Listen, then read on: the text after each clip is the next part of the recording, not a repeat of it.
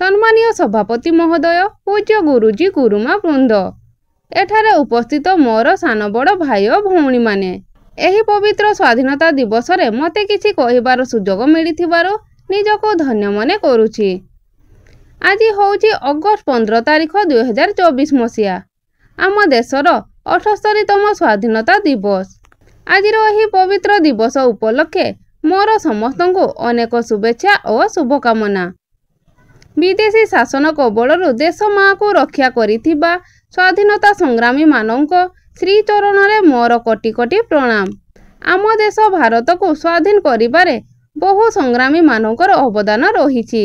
सेथि मध्यरु सुभाष चंद्र बोस, बाजी राउत, महात्मा गांधी एमिति अनेक वीरपुत्र मानकर अवदान रहिछि।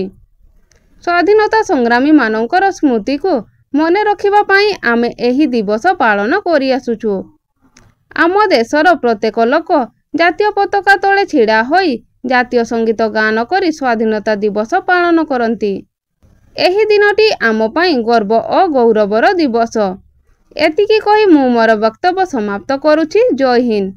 भिडियोटी किपरि लागिला तले कमेंट माध्यम निश्चित भाव में जणाइबे। भिडियोटी भल लागिथिले भिडियोटी गोटे लाइक करी चैनल टी को सब्सक्राइब करिया पई भूलिबे नाही।